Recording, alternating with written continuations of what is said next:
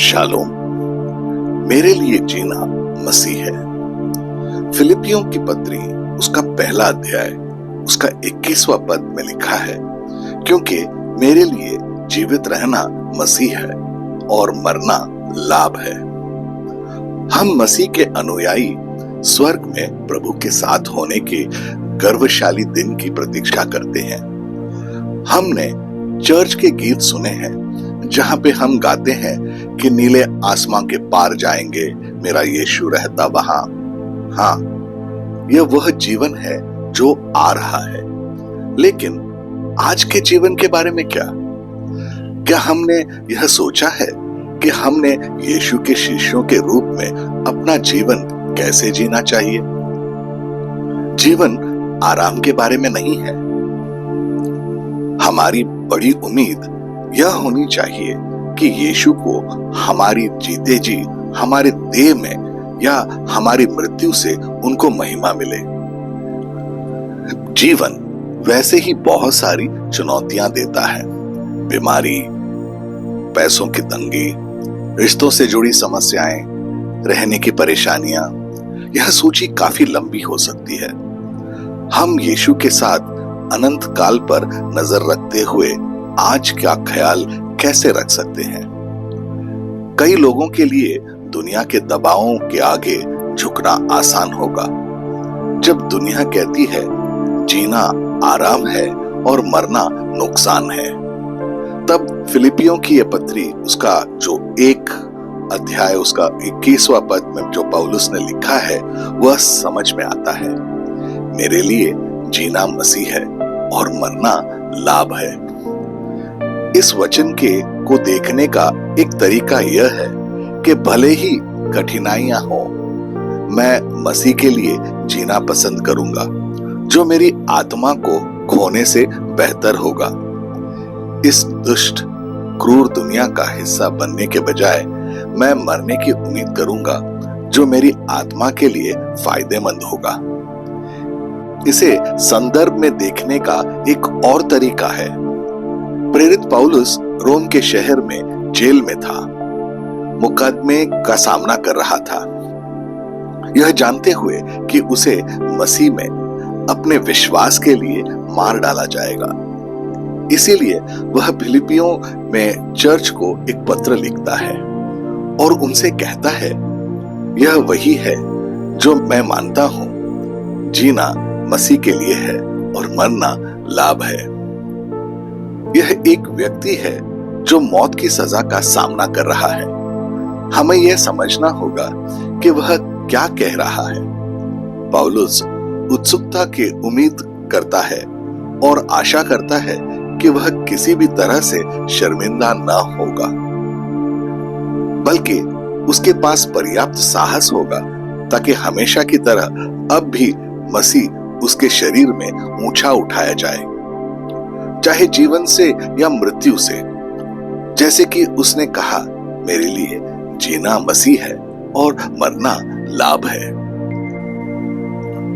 यह पौलुस के कहने जैसा है। अगर मुझे शरीर में जीना है तो इसका मतलब मेरे लिए फलदायी श्रम होगा, और अगर मुझे मरना है तो मैं अगले ही पल अपने निर्माता के पास हो जाऊंगा। अब यहाँ हमारे लिए कुछ है जो पौलुस हमें सिखाने की कोशिश कर रहा है। चाहे कुछ भी हो, हमें मसीह के सुसमाचार के अनुसार योग्य तरीके से आचरण करना चाहिए। एक आत्मा में दृढ़ रहना, सुसमाचार के विश्वास के लिए एक साथ प्रयास करना, बिना किसी तरह से हमारे विरोधियों से डरे हुए हमको जीना कि हम उद्धार पाएंगे, और वे हमारे परमेश्वर द्वारा प्रभु यीशु के माध्यम से।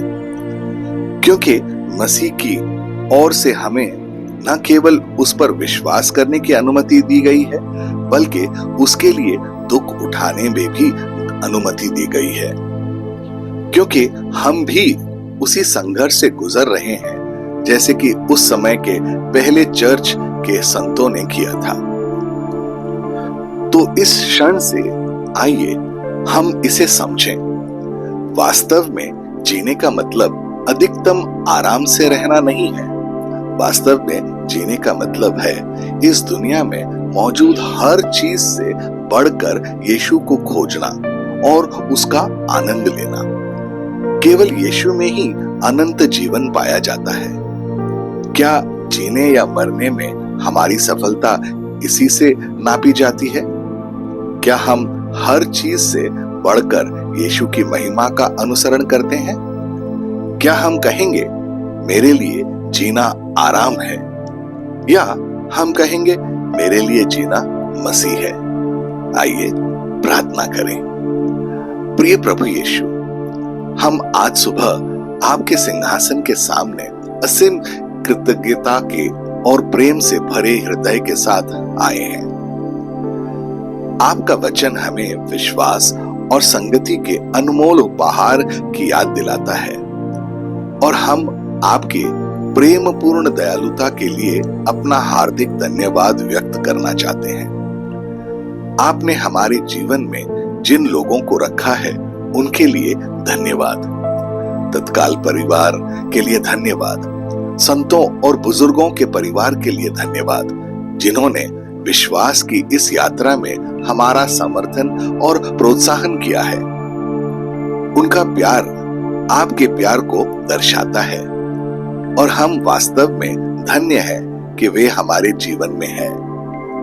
हमारी मदद करें कि हम इस दुनिया के दबाव के आगे न झुकें, कि आपकी मदद से हम आपके द्वारा दिए गए धार्मिकता के वस्त्र की देखभाल करने के लिए कड़ी मेहनत करें।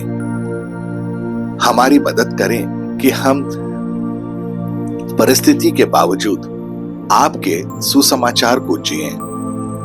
हमारी मदद करें कि हम आपके वचन में और भी गहरे होते जाएं। हमें अपने राज्य के काम के लिए एक शक्तिशाली तरीके से इस्तेमाल करें। प्रभु, दूसरों से वैसा ही प्रेम करने में हमारी मदद करें जैसा आपने हमसे प्रेम किया। हमें बुद्धि और समझ में बढ़ने में मदद करें और हमारे जीवन के सभी पहलुओं में आपको जो पसंद है यह समझाने में हमारी मदद करें। हमारे हर कार्य में हमारी मदद करें ताकि यह आपकी इच्छा को प्रतिबिंबित करें और आपके नाम को महिमा दें, चाहे हम जिएं या मरें। यह एक अच्छी बात होगी, क्योंकि तब हम कह सकेंगे मेरे लिए जीना मसीह है और मरना लाभ है। प्रभु, यह हमारे जीवन का आदर्श वाक्य हो। हमें हर दिन आपके प्रति समर्पित हृदय से जीने में मदद करें और हम हर चीज से ऊपर आपके राज्य की तलाश करें। हम आपके द्वारा हमारे जीवन में ढाले गए अनुग्रह के लिए आपका धन्यवाद करते हैं और हम उस अनुग्रह को दूसरों के साथ साझा करने की शक्ति के लिए प्रार्थना करते हैं, जैसे कि पहले चर्च के संतों ने किया था। आपने हमें जो जीवन दिया है उसे समझने और उसका महत्व समझाने में हमारी सहायता करें। हम आपको महिमा और सम्मान देते हैं, क्योंकि हम आपके लिए जीने और मरने की खुशी भारी आशा में प्रतीक्षा करते हैं। यीशु, आपके सबसे अनमोल नाम में हम ये प्रार्थना करते हैं। आमीन और आमीन। अपने दिन की शुरुआत प्रभु यीशु से करें। सब्सक्राइब कीजिए, नोटिफिकेशंस ऑन रखिए और ये दैनिक भक्ति आपको रोज मिलेगी। धन्यवाद।